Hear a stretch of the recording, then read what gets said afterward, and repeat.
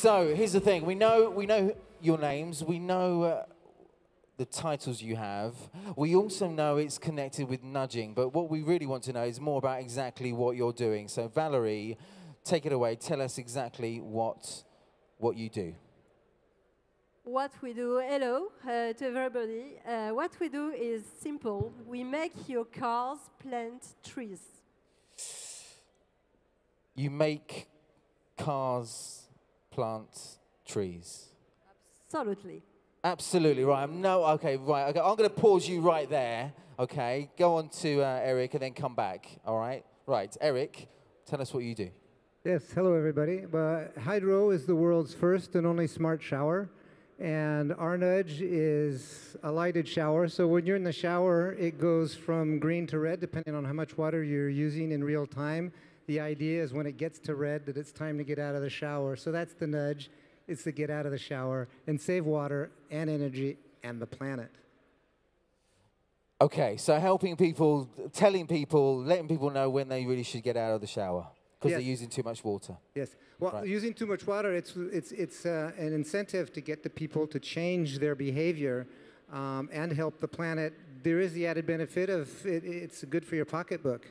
And the best way and easiest way is use that light sequence because even children can understand it. Absolutely. Absolutely. Right. Thank you so much. Right. Pause you there. Back to Valerie. Right. Valerie, you really need to share a little bit more about what it is you do and how you do it. Because I'm intrigued as much as you are.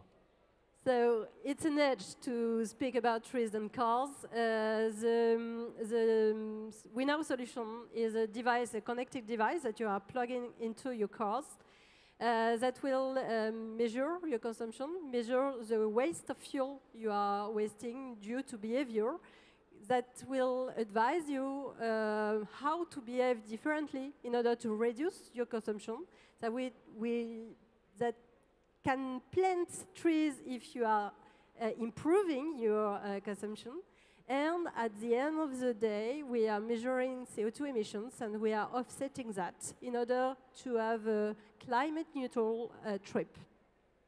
Okay, tell us a little bit about the results. So results so far of what you've been doing. How well has it been received? The idea is to coach people driving cars, and especially people driving cars for companies. So it's very difficult to interest them to the economy as the savings in money because they don't see it. So the idea is to try to make them understand and make them aware about the impact on the planet, and to make them aware of the reduction. What could the reduction have for benefits for the planet? Okay, just to make it really clear, can you maybe guide us through a kind of client case working with nudges and working with what you do? Just to make it really clear, like the process. Okay, so for example, we have a customer that is. I'm just going to put that down there. Okay. Sanef. Sanef is a highway concessionaire in France, and they have plenty of cars. And we implemented these dongles inside the cars. We coached the different drivers, and we organized challenges. At the end of the challenges, we reduced the consumption by 10%. So the gamification was a nudge for them to reduce their consumption. So again, we're looking at what Catherine said earlier on about the fun element, about the competition element, getting people to do things through games, through influencing them in terms of helping them trying to win something. Yeah, it's quite a good influencer.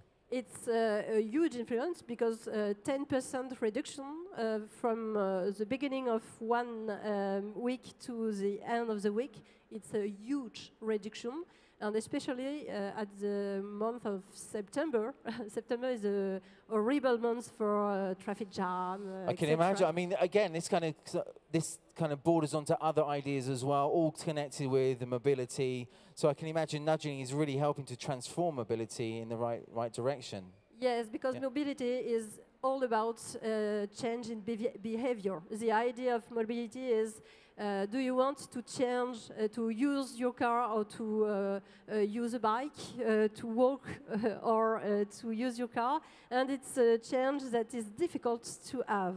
So if you are aware, if something is measuring your impact, and if you are aware of the impact you have, you could change and walk, for example, for a little trip that probably you would have taken your car. Sure.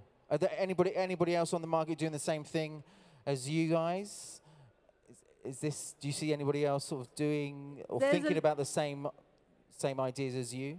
There's a lot of connected devices for cars. Many of them propose repair elements and not nudges as us to reduce the consumption.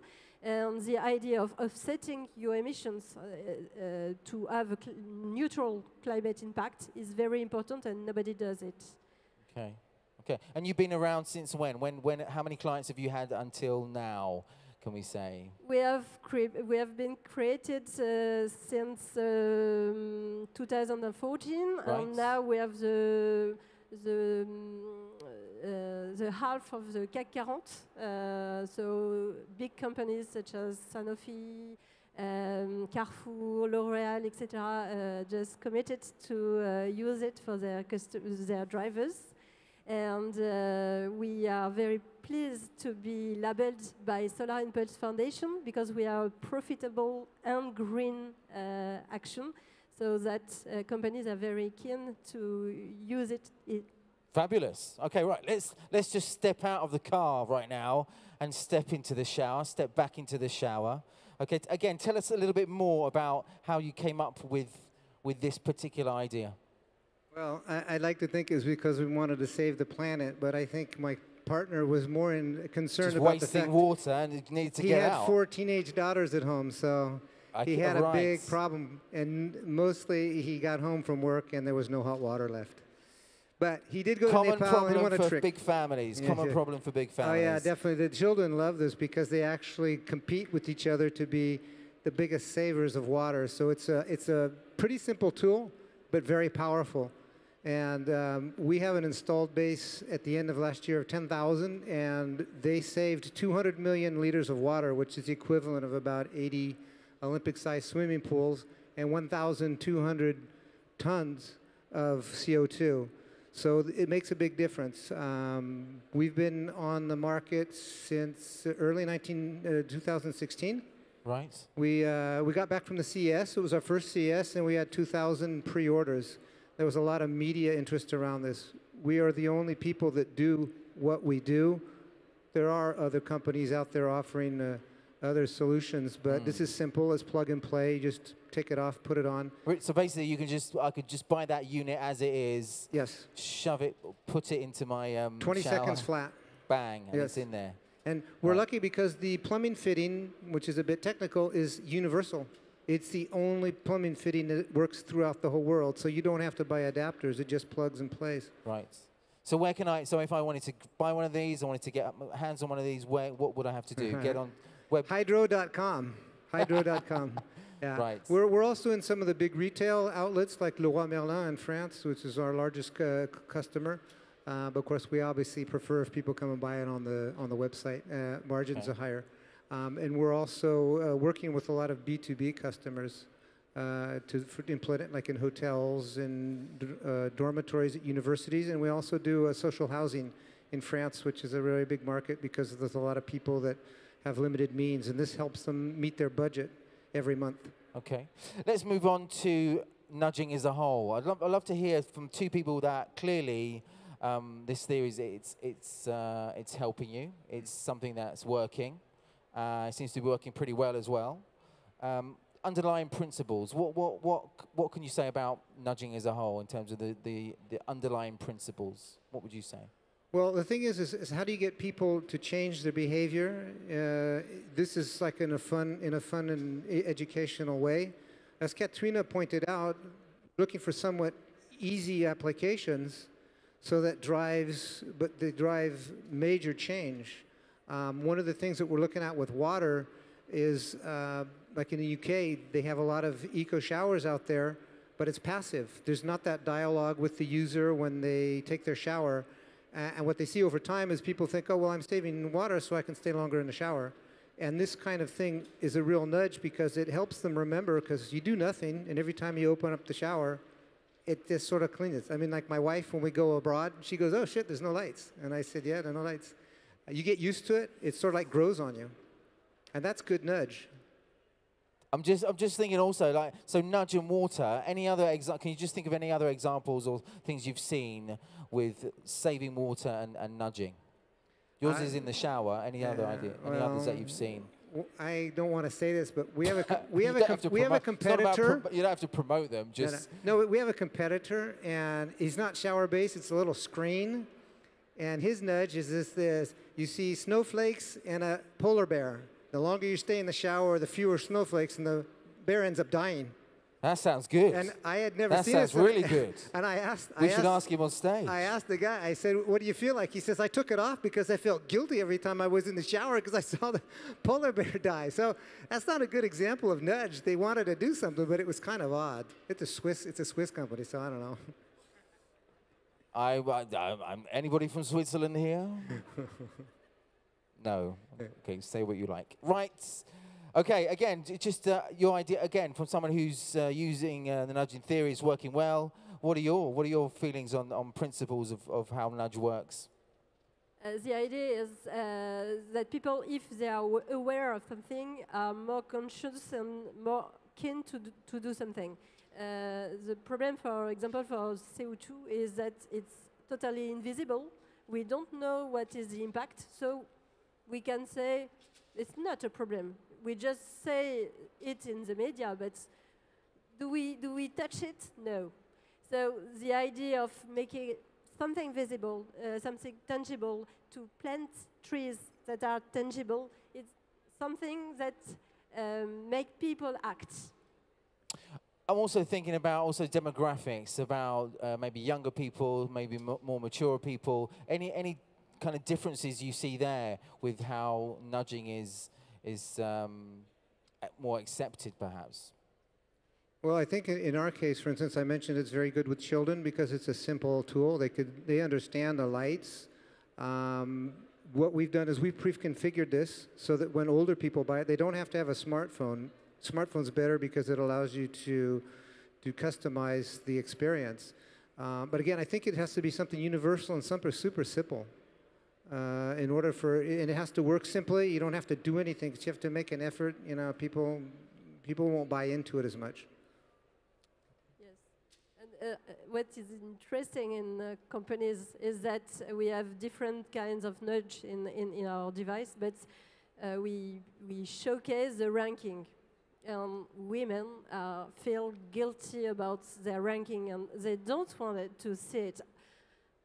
But the men are saying, I will be the first one. Exactly what Katerina said about men and the competition element, how we want to kind of be not necessarily the best, but be better than the other guy, absolutely.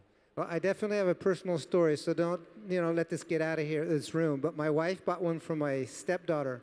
After a couple of days, I texted her and I said, so? And she says, your thing stresses me out.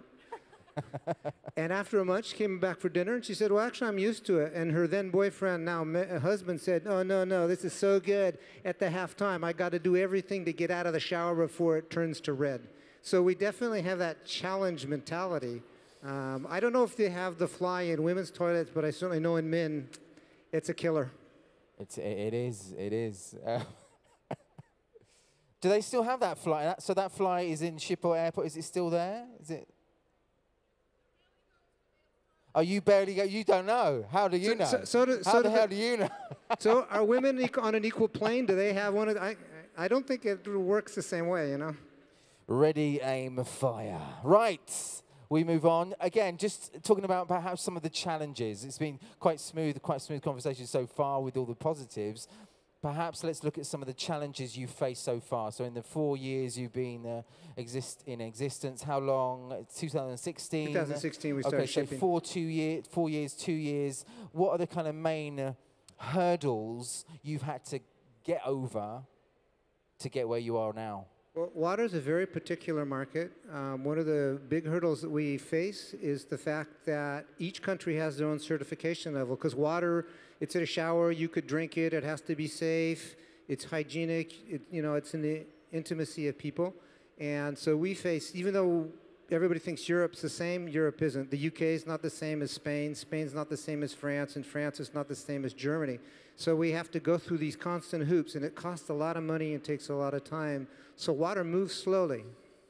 I'm also intrigued to hear, just before I ask you the same question, what kind of markets, which markets have kind of accepted this the most? So if we look at maybe Europe, are there any particular, in terms of demographics, any particular kind of areas which are really keen on saving water, really keen on this kind of product? Well, obviously today France is our biggest market because we are certified at the European level, so that works in France. The UK is an absolutely huge potential market for us because they have a lot of regulatory pressure to deploy water-saving devices. We signed a huge contract in Singapore for 10,000 showers because they've been aggressively pursuing water efficiency for 40 years. America, I don't even talk about water because they don't pay much for it. We talk about energy savings, and that's another big market. So the Nordic countries, they're actually quite ecologically oriented. So apparently once in a while we see big sales in Denmark or Finland. We don't quite know why. Maybe because Katrina talks about us. I don't know. But so, yeah, those are the markets, and they're easier to home because it's close by. Sure. I can imagine also markets perhaps which could be tapped into, markets where, water is scarce, water really should be limited and used correctly. Yeah, for sure. But those are longer term because, they generally are in a very bad situation. Like in Cape Town, everybody says, have you gone to South Africa? And I said, well, yeah, I've gone to South Africa. They need water desalination plants. You're talking billions. The shower is good, but it's not going to save these guys. Absolutely. They're too far gone. Absolutely. I was in Jordan just a couple of weeks ago. Again, a real issue with water, with the refugees, Syrian refugees coming in as well. So that, that would help there. But again, perhaps in the long term, that would be on the list. But you'll be interested to know, I was there a couple of years ago because I have personal attachment to South Africa. And I talked about my shower, and they all laughed me out of the room.